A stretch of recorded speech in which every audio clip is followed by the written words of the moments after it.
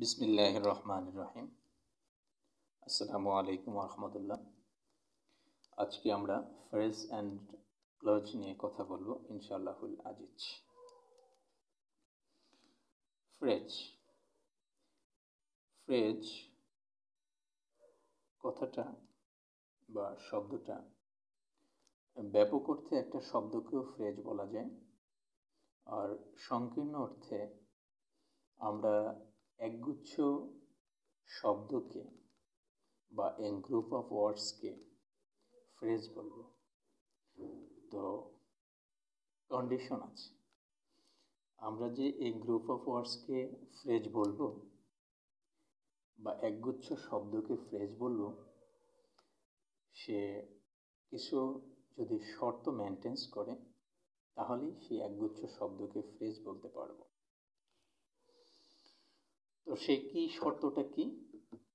সেই একগুচ্ছ শব্দের মধ্যে কোনো ফাইনিট ভার্ব থাকতে পারবে না।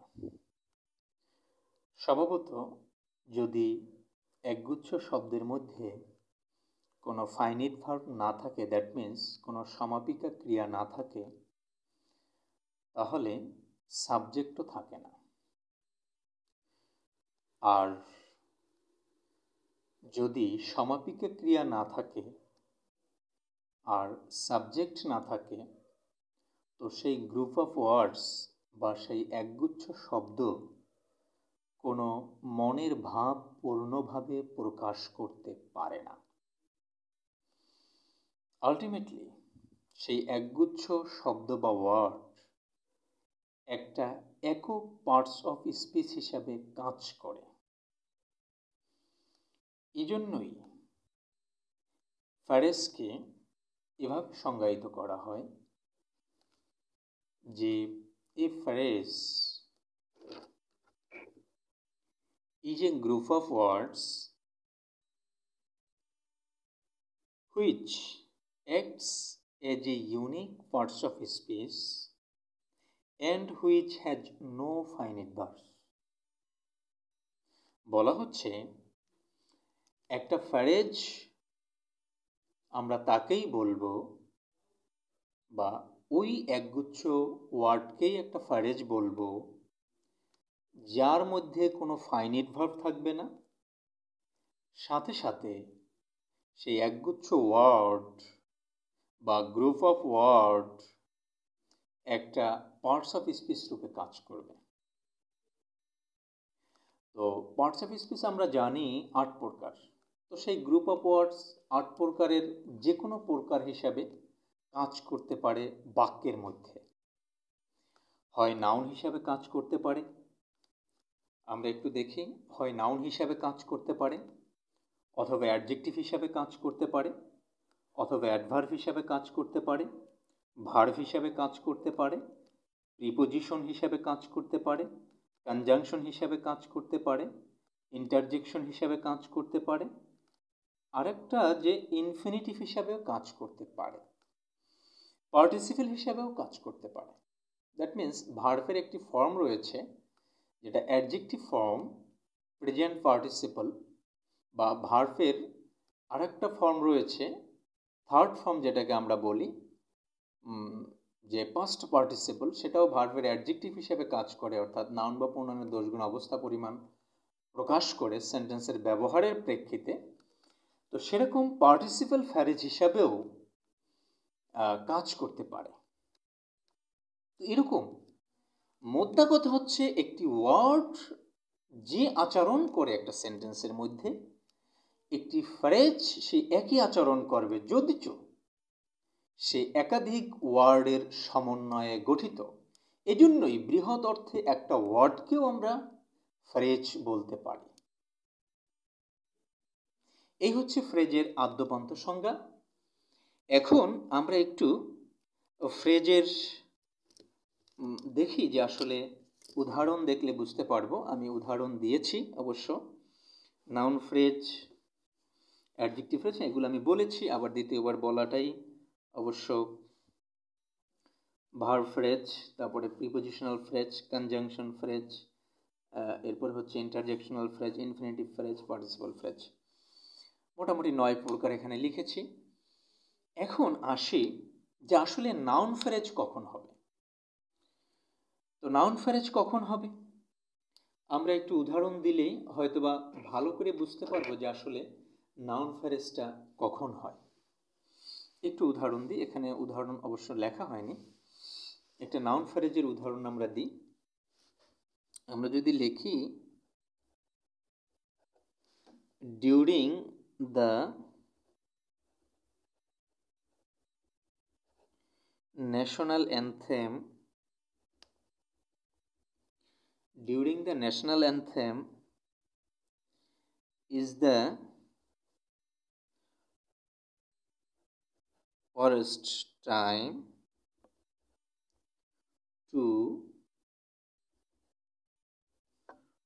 blow your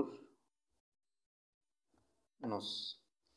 উদাহরণটা কি, যে ডিউরিং দ্য ন্যাশনাল অ্যানথেম মানে ন্যাশনাল অ্যানথেম গাওয়ার সময়, ন্যাশনাল অ্যানথেম পরিবেশনের যে সময়টা সেটি উল্লেখ করা হয়েছে। এখানে এই যে শব্দটুকু ডিউরিং দ্য ন্যাশনাল অ্যানথেম, এই শব্দটুকুর মধ্যে মানে এই গ্রুপ অফ ওয়ার্ডসের মধ্যে কি রয়েছে, ডিউরিং রয়েছে। আমরা জানি ডিউরিং শব্দের অর্থ একটা টাইম স্পান বোঝানো হয়, একটা ব্যক্তি বোঝানো হয়। ডিউরিং কিসের ব্যক্তি, দ্য ন্যাশনাল অ্যানথেম।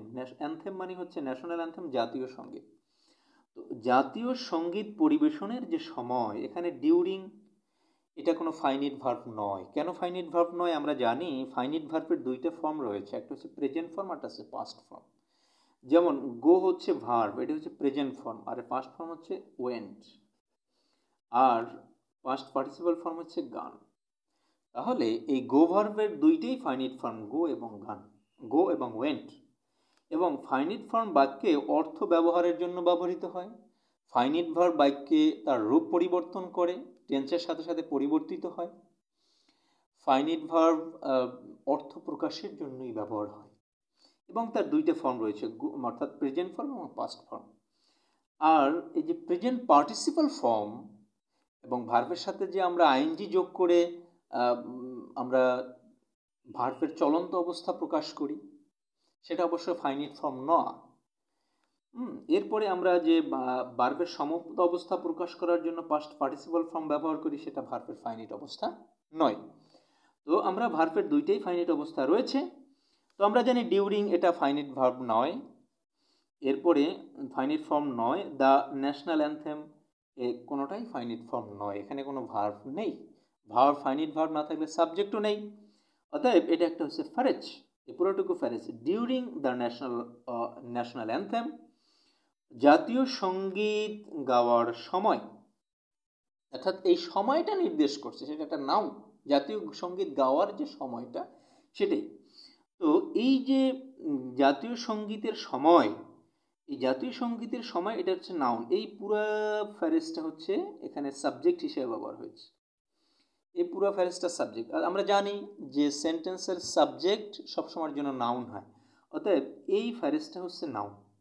যেহেতু এটা সাবজেক্ট হিসেবে ব্যবহার হয়েছে, অতএব এটা নাউন। কারণ কি, এরপরে আসছে কি ইজ, তাহলে during the national anthem is, এবারে ভার্বের আগে সাবজেক্ট, দ্য ওয়ারেস্ট টাইম সবচেয়ে খারাপ সময়, টু ব্লো ইউর নোজ মানে হচ্ছে তোমার নাক প্রবাহিত করা, মানে নাকে যে আমরা করি সেটা হচ্ছে ন্যাশনাল অ্যানথেমের সময়। আমরা জানি যে যখন জাতীয় সঙ্গীত গাওয়া হয় তখন আমাদের সম্মান প্রদর্শনের জন্য দাঁড়িয়ে থাকতে হয়, নীরবে দাঁড়িয়ে থাকতে হয় এবং আমাদের ন্যাশনাল অ্যানথেম গাইতে হয়।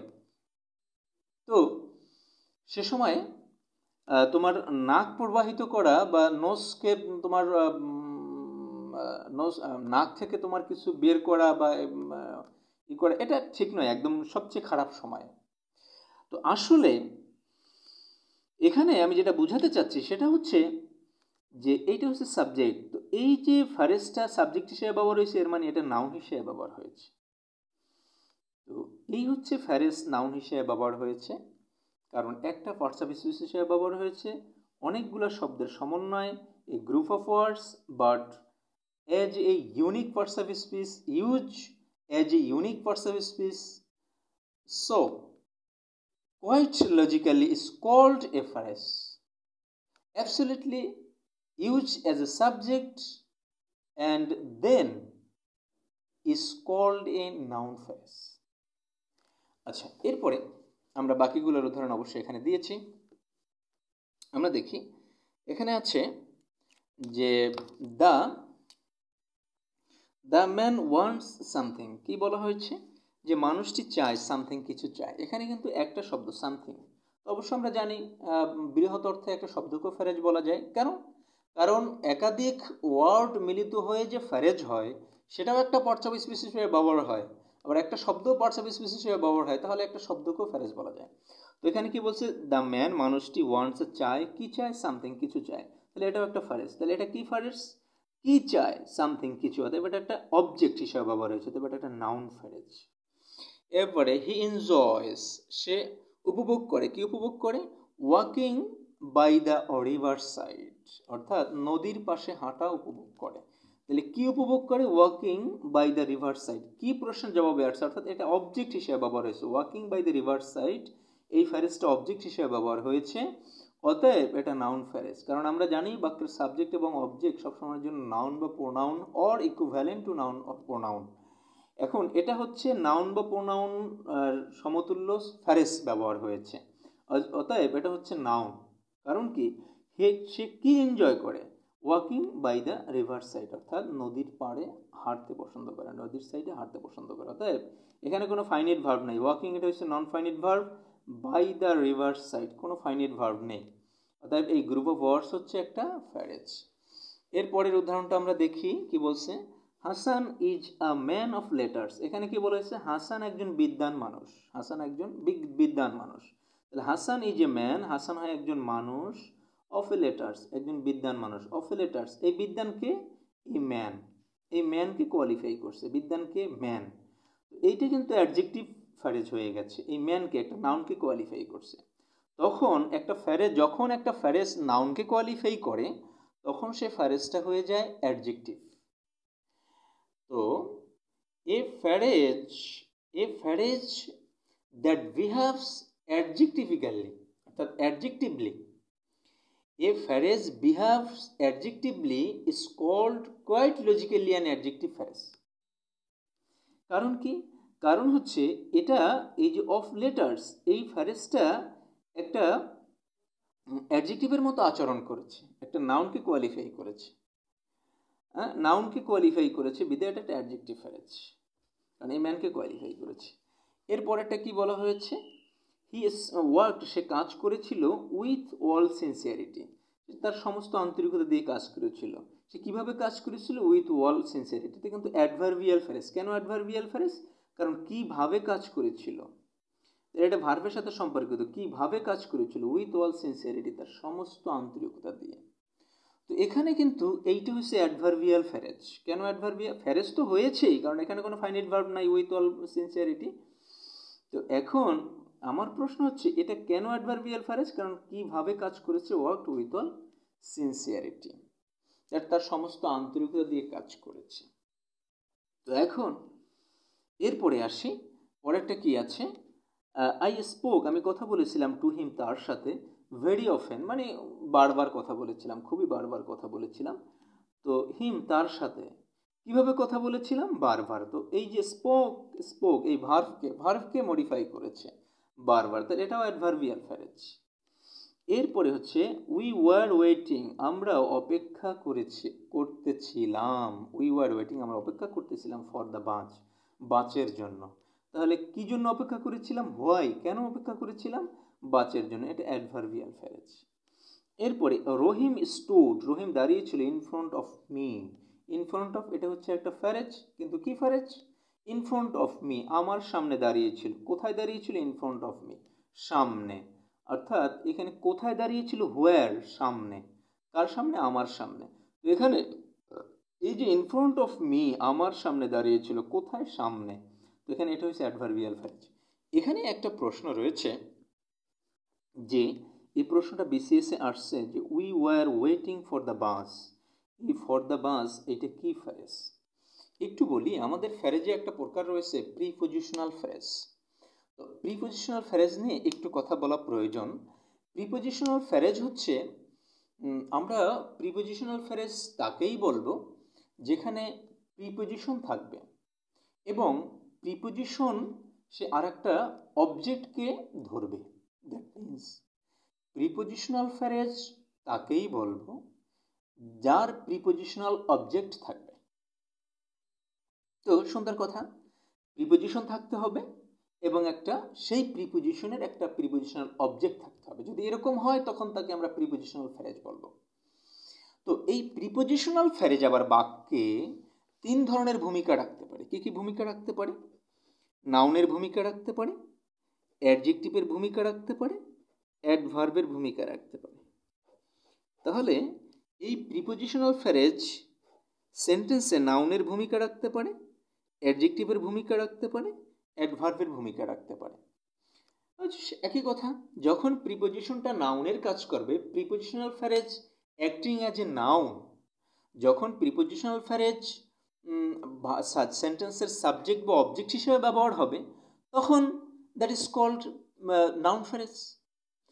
যখন এই প্রিপজিশনাল ফ্রেজটা অ্যাডজেক্টিভ হিসেবে আচরণ করবে, অর্থাৎ কোনো নাউন বা প্রোনাউনের দোষগুণ অবস্থা পরিমাণ প্রকাশ করবে, তখন সেটা সেই প্রিপজিশনাল ফ্রেজটা অ্যাডজেক্টিভ ফ্রেজ হয়ে যাবে। যখন প্রিপজিশনাল ফ্রেজটা ভার্ভকে মডিফাই করবে বা ভার্ভের অবস্থা পরিমাণ নির্ধারণ করবে, বা ভার্ভের হোয়ার, হোয়াই, কেন, হোয়েন এগুলো প্রশ্নের উত্তর দেবে সেন্টেন্সের ভার্ভের, তখন তাকে আমরা অ্যাডভার্ব ফ্রেজ বলবো। মোদ্দা কথা হচ্ছে, when a prepositional phrase acts upon a noun, মানে একটা প্রিপজিশনাল ফ্রেজ যখন নাউনকে নিয়ে কাজ করবে, নাউনের দোষগুণ অবস্থা পরিমাণ বুঝাবে, তখনই আমরা বলবো যে এই phrase, this phrase behaves adjectively is called quite-logically an adjective phrase. হ্যাঁ, এবার যখন অ্যাডভার্ব কি হবে, অ্যাডভার্ব বলবো কখন? যে relationship between the object of the prepositional and the verb. That means যখন ওই যে প্রিপজিশনটা যে একটা অবজেক্ট গ্রহণ করবে, সেই প্রিপজিশনাল অবজেক্টের সাথে এবং সেন্টেন্সের ভার্বের সাথে যখন সম্পর্ক থাকবে, তখনই আমরা বলবো এটা হচ্ছে একটা অ্যাডভার্ব ফ্রেজ। আসি আমরা এবারে, এই যে সেন্টেন্সটা আসলো, এটাকে বলা হলো বিসিএসে যে we were waiting for the bus, আমরা বাসের জন্য দাঁড়িয়েছিলাম। এটা কি ক্লোজ, মানে কি ফ্রেজ? ফর দ্য বাস প্রথমে, এটা প্রিপজিশনাল ফ্রেজ, এটা নিয়ে কোনো সন্দেহ নাই। কেন? এটা প্রিপজিশন রয়েছে এবং এই প্রিপজিশনের অবজেক্ট হচ্ছে দ্য বাস। দ্য বাস হচ্ছে প্রিপজিশনাল অবজেক্ট। এটা প্রিপজিশনাল, দ্য বাস হচ্ছে ফরের অবজেক্ট, অর্থাৎ প্রিপজিশনাল অবজেক্ট। তো এটা প্রিপজিশনাল ফ্রেজ, এটা নিয়ে কোনো সন্দেহ নেই। প্রশ্ন হচ্ছে, এই প্রিপজিশনাল ফ্রেজটা বাক্যে কি ভূমিকা পালন করছে? হোয়ার, হোয়েন, হোয়াই, এই প্রশ্নের কোনো জবাবে আসছে এটা? হ্যাঁ, অবশ্যই আসছে। আমরা দাঁড়িয়ে আছি কেন, হোয়াই কেন, ফর দ্য বাস বাসের জন্য, অতএব এটা অ্যাডভার্বিয়াল ফ্রেজ। তো এই জন্য এটা প্রিপজিশনাল ফ্রেজ, সাথে সাথে অ্যাডভার্বিয়াল ফ্রেজ। অর্থাৎ বাক্যকে যদি আমরা ভার্বকে যদি হোয়ার, হোয়াই, হোয়েন প্রশ্ন করি, তাহলে যে উত্তর আসবে সেটাই অ্যাডভার্বিয়াল ফ্রেজ। আর যখন নাউন প্রোনাউনকে কোয়ালিফাই করবে, তখন সেটা অ্যাডজেক্টিভ ফ্রেজ। যখন সাবজেক্টের সেন্টেন্সের সাবজেক্ট অবজেক্ট হিসেবে ব্যবহার হবে, তখন সেটা নাউন ফ্রেজ। এটাই হচ্ছে আমি বলতে চেয়েছি। এরপরে যেটা বলতে চাচ্ছি, ক্লোজের আলোচনা। ক্লোজের আলোচনা হচ্ছে, ক্লোজ শব্দের অর্থ বাক্যাংশ। ক্লোজ শব্দের অর্থ কি? বাক্যাংশ। বাক্যাংশ শব্দের অর্থ বাক্যের অংশ। তো এই বাক্যাংশকে প্রধানত, একটু বাক্যাংশ বলে রাখি, বাক্যাংশ কিন্তু পূর্ণ বাক্য নয়। এখন এই বাক্যাংশ তো ক্লোজ শব্দের অর্থ হচ্ছে বাক্যাংশ। বাক্যাংশ মানে বাক্যের অংশ। তো সেটা তো কখনো বাক্য নয়। তো একটা সিম্পল সেন্টেন্সকে কি আমরা ক্লোজ বলতে পারি? না, কখনোই না। কারণ সে তো একটা সেন্টেন্স, সে তো কোনো বাক্যের অংশ নয়, সে তো একটা পুরো সেন্টেন্স। তো সেটা কোনদিন বাক্যাংশ নয়। মানে সেটা কোনোদিন ক্লজ নয়। আমরা এই কনসেপ্টটা আমাদের অনেক সময় ক্লিয়ার থাকে না। আমরা যদি বলি যে he is a good boy, সে হয় একজন ভালো বয়, তো এটা কি ক্লজ? এটা তো একটা বাক্য। He is a good boy, সে হচ্ছে একটা ভালো ভালো বয়। এটা কিভাবে ক্লোজ হয়? কারণ সে তো কোনো বাক্যের অংশ নয়, সে হচ্ছে একটা বাক্য, পূর্ণ বাক্য। তার ফাইনাইট ভার্ব রয়েছে, তার সাবজেক্ট রয়েছে, এবং সে পুরা বাক্য, সে কারো উপর নির্ভরশীল নেয়, সে কাউকে নির্ভরশীল করে নাই, এবং কারো সাথে সে সহযোজন বা সমযোজন বা সমন্বয় করে নাই। দ্যাট মিনস সে একটা বাক্য, এবং সে একটা সিম্পল সেন্টেন্স। এই জন্য এটা হচ্ছে একটা সেন্টেন্স। তো সেন্টেন্সটা কি? সেন্টেন্সটা হচ্ছে এক ক্লজ বিশিষ্ট। তো আমরা বলতে পারি যে সব সেন্টেন্সই কিন্তু ক্লজ নয়, ক্লজ বিশিষ্ট নয়। আসি আমরা এই আলোচনাটা সামনে আরো একটু বুঝতে পারবো। এখন হ্যাঁ, এই সেন্টেন্সটা যখন আমরা কোনো এই সেন্টেন্সটা যখন আর একটা সেন্টেন্সের উপরে নির্ভরশীল করব, অথবা এই সেন্টেন্স দ্বারা আর একটা সেন্টেন্সকে নির্ভরশীল, এই সেন্টেন্স দ্বারা আরেকটা সেন্টেন্সকে নির্ভরশীল করব, অথবা এই সেন্টেন্স এবং আর একটা সেন্টেন্স দুইটা যুক্ত করব, সমান সমান করব, কোঅর্ডিনেশন করব, সহযোজন করব, তখনই এগুলো ক্লোজ হবে। এ ক্লিয়ার হবে সামনে আলোচনা ইনশাআল্লাহ। আমরা আসি, ক্লোজ প্রধানত দুই প্রকার। ক্লোজ প্রধানত দুই প্রকার, একটা হচ্ছে প্রিন্সিপাল ক্লোজ আর একটা হচ্ছে সাবঅর্ডিনেট ক্লোজ। তো প্রিন্সিপাল ক্লোজ হচ্ছে প্রধান বাক্যাংশ, আর সাবঅর্ডিনেট ক্লোজ হচ্ছে অধীনস্থ বাক্যাংশ। তো আমরা বেশ ভালো জানি যে প্রিন্সিপাল ক্লোজ প্রধান বাক্যাংশ বা ইন্ডিপেন্ডেন্ট ক্লোজ স্বাধীন বাক্যাংশ, আর সাবঅর্ডিনেট ক্লোজ অধীনস্থ বাক্যাংশ বা ডিপেন্ডেন্ট ক্লোজ বা অধীনস্থ মানে অধীনস্থ বাক্যাংশ। তাহলে এখানে আমরা কিছু উদাহরণ আমরা দেখার চেষ্টা করি। কি আছে? আই নো, আমি জানি। আমি জানি, সুন্দর কথা, আমি জানি। এখানে প্রশ্ন শেষ হয়ে যায়, উত্তর যে আমি জানি। তো আমি জানি, এখানে কিন্তু মনের ভাব প্রকাশ হয়ে যায়, আমি জানি। তো আসলে এটাকে যদি আরেকটু ভাবটা প্রকাশ করতে হয়, আমি জানি, তো সেখানে যদি আমি বলতে যাই যে হোয়াট হি মিনস, মানে তার অর্থনৈতিক অবস্থা কি, তার অবস্থা কি, তার হালচাল কি। তো আসলে আমি জানি তার অবস্থা কি, তার হালচাল কি। তো এখানে বাক্যটা আরও একটু কমপ্লিমেন্ট পূর্ণ হলো, বাট আমি জানি এখানে কিন্তু শেষ হয়ে যায়, আমি জানি, এ কারোর উপর নির্ভরশীল না। তো এই জন্য এই যে আমি জানি, এটা হচ্ছে প্রিন্সিপাল ক্লোজ। আর আমি কি জানি, হোয়াট হি মিনস, তার অবস্থা, তার অবস্থা আমি জানি। তাহলে আমি জানি কি জানি, এই যে কি প্রশ্নের জবাব এই পরের সেন্টেন্সটা পাওয়া যাচ্ছে। এই জন্য এটা হচ্ছে ডিপেন্ডেন্ট ক্লোজ বা সাবঅর্ডিনেট ক্লোজ বা অধীনস্থ ক্লোজ, কারণ এটার উপরে এটা নির্ভরশীল।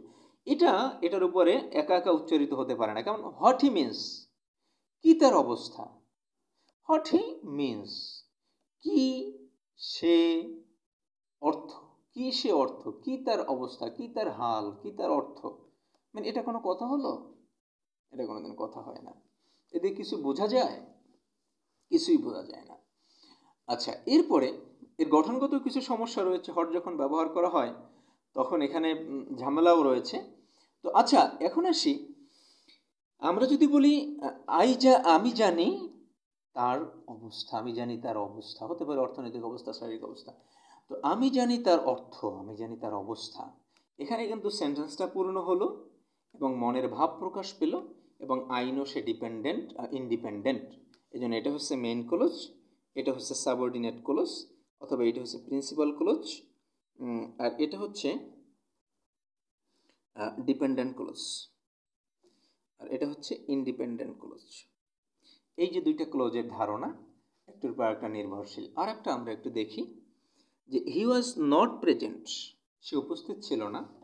সে উপস্থিত ছিল না, পূর্ণাঙ্গ বাক্য যে সে উপস্থিত ছিল না। এরপরে হোয়েন, যখন হি অ্যাক্সিডেন্ট হ্যাপেন্ড, যখন অ্যাক্সিডেন্ট ঘটেছিল।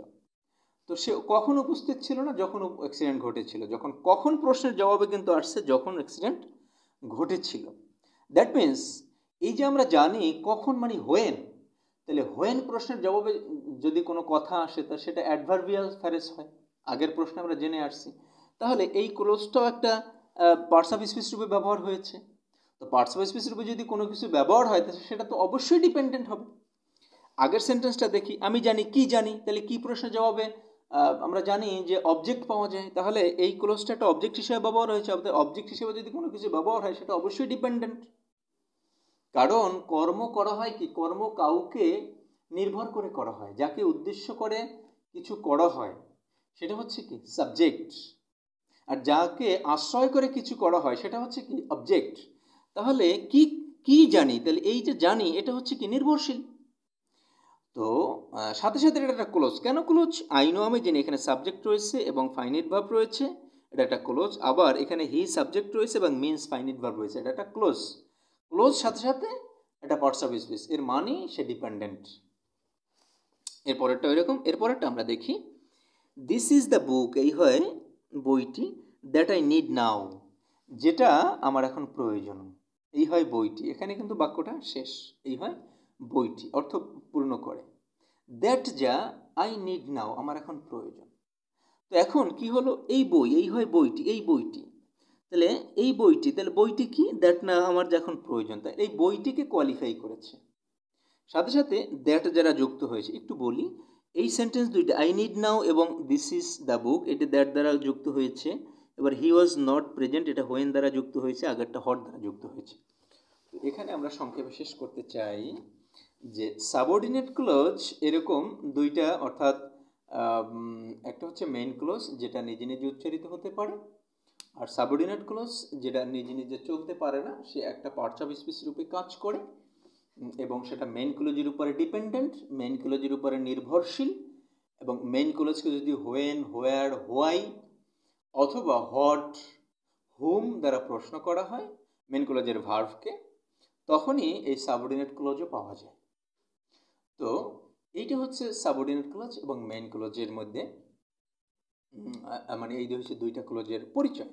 এবং এই সাবঅর্ডিনেট ক্লোজ এবং এই মেইন ক্লোজ দুইটা যুক্ত থাকে কনজাংশন দ্বারা, আর সেই কনজাংশনকে বলে সাবঅর্ডিনেটিং কনজাংশন। সাবঅর্ডিনেট শব্দের অর্থ অধীনস্থ, আর এই যে মেইন ক্লোজের সাথে সাবঅর্ডিনেট ক্লোজটা যে অধীনস্থ করে, এইটা সাবঅর্ডিনেট ক্লোজটা মেইন ক্লোজ যে তার অধীনস্থ করে, এই অধীনস্থ কিছু শব্দ দ্বারা অধীনস্থ করে। সেই সাবঅর্ডিনেটিং কনজাংশনগুলো হচ্ছে ডব্লিউএস ওয়ার্ড। সাথে সাথে ডব্লিউএস ওয়ার্ডের বাহিরেও কিছু শব্দ রয়েছে, সেটা হচ্ছে ইফ এবং সিন্স। ইফ মানে যদি, সিন্স মানে যেহেতু মানে কারণ অর্থে ব্যবহার হয়, বিকজ মানে কারণ অর্থে ব্যবহার হয়, ফর এবং বিফোর এই দুইটা প্রিপোজিশন অর্থে অবশ্যই নয়, এই দুইটা অবশ্যই কনজাংশন অর্থে ব্যবহার হয়। কেমন? এই দুইটা প্রিপোজিশন অর্থে কখনোই ব্যবহার হয় না। আফটার ব্যবহার হয়, টিল ব্যবহার হয় যতক্ষণ না পর্যন্ত, মানে যতক্ষণ পর্যন্ত, টিল মানে পর্যন্ত, আনটিল যতক্ষণ না পর্যন্ত, আনলেস যতক্ষণ না পর্যন্ত, দো, অল দো, এবং সো ব্যবহার হয়, এজ ব্যবহার হয়, লাইক ব্যবহার হয়, হোয়ার এজ ব্যবহার হয় দুইটা সেন্টেন্সের মধ্যে যখন বৈপরীত্য বোঝায়। এবারে হোয়ার এভার ব্যবহার হয়, হোয়ার বাই ব্যবহার হয়, তদ্বারা ব্যবহার হয়, হোয়ার এভার মানে যেখানে, এবার হোয়ার আপন ব্যবহার হয়, হোয়ার আপন ব্যবহার হয় মানে যেহেতু, হোয়ার ব্যবহার হয় যখন, হোয়ার লিস্ট মাউন্ট ব্যবহার হয় যখন, এবার অনস মানে একবার। এই শব্দগুলো ব্যবহার হয় সাবঅর্ডিনেটিং কনজাংশন হিসাবে, মেইন ক্লোজ এবং সাবঅর্ডিনেট ক্লোজের মধ্যে কনজাংশন হিসাবে এগুলা ব্যবহার হয়। এই শব্দগুলো দেখলেই আমরা বুঝবো যে এই দুইটা মেইন ক্লোজ এবং সাবঅর্ডিনেট ক্লোজকে যুক্ত করেছে। এবং সাথে সাথে এই সেন্টেন্সটাকে আমরা বলবো কমপ্লেক্স সেন্টেন্স। এই সেন্টেন্সটাকে আমরা কি বলবো? Complex sentence. আর যে সেন্টেন্সটার মধ্যে শুধু একটাই ফাইনাইট ভার্ব এবং একটাই সাবজেক্ট থাকবে, যেখানে কোনো কনজাংশন থাকবে না, দ্যাট মিনস সাবঅর্ডিনেটিং কনজাংশন থাকবে না, সেটাকে আমরা বলবো সিম্পল সেন্টেন্স। তো আচ্ছা, যাই আমরা এটা বলি। সাথে সাথে এই সো এর ব্যবহারটা আমরা একটু দেখব। এই সোটা সাবঅর্ডিনেটিং কনজাংশনের মধ্যে থাকবে, আবার কোঅর্ডিনেটিং কনজাংশন হিসাবেও থাকবে। আমরা একটু আলোচনা করি, ভিডিওটা একটু বেশি হয়ে যাচ্ছে, তারপরে দেখি। এখন আসি, আরেকটা ক্লোজ রয়েছে কোঅর্ডিনেট ক্লোজ। তো এই কোঅর্ডিনেট ক্লোজটা কখন হয়? যখন কোঅর্ডিনেশন হয়। কোঅর্ডিনেশন বলতে কি বুঝি? সহযোজন, সমন্বয়। যখন দুইটা সেন্টেন্সের, যখন দুইটা ক্লোজের মধ্যে সহযোজন বা সমন্বয় হয়, কোঅর্ডিনেশন হয়, তখনই কোঅর্ডিনেট ক্লজ হয়। তো সমন্বয় বা সহযোজন কীরকম হয়? স্বাভাবিক, যখন দুইটা সেন্টেন্স সমমানের হয়, দুইটা ক্লজ সমমানের হয়, তখনই এই কোঅর্ডিনেট ক্লজ হয়। যেমন আমরা একটু দেখি, I went to new market, আমি নিউ মার্কেট গিয়েছিলাম, but my friend went to Gulshan, কিন্তু আমার বন্ধু গুলশান গিয়েছিল। দেখো, I went to new market, আমি নিউ মার্কেট গিয়েছিলাম, এ বাক্যটা পুরাই স্বাধীন। But my friends went to Gulshan, আমার ফ্রেন্ড গুলশান গিয়েছিল, এ বাক্যটাও পুরো স্বাধীন, কারো উপর নির্ভরশীল না। আমার বন্ধু, আমি গিয়েছিলাম নিউ মার্কেট, আমার বন্ধু গিয়েছিল গুলশান, কেউ কারো উপর নির্ভরশীল না, দুইজনে দুজনার মতো দুই জায়গায় চলে গিয়েছে। শুধু দুইটা বাক্য যোগ করার জন্য বাট যুক্ত করেছি। এবং বাট এটা এমন একটা শব্দ যেটা হারমোনি শব্দ বলতে বোঝায় কি? ঐক্যতান, দুইটার সাথে একই মিল করে দিয়েছে, যেটা অবিরোধী, অর্থাৎ একটা আর একটার সাথে কোনো বিরোধ তৈরি করে না, যেটা একদম ইন্ডিপেন্ডেন্ট, যেটা স্বাধীন একটি কনজাংশন, দ্যাট মিনস যেটা কোঅর্ডিনেটিং একটা ওয়ার্ড।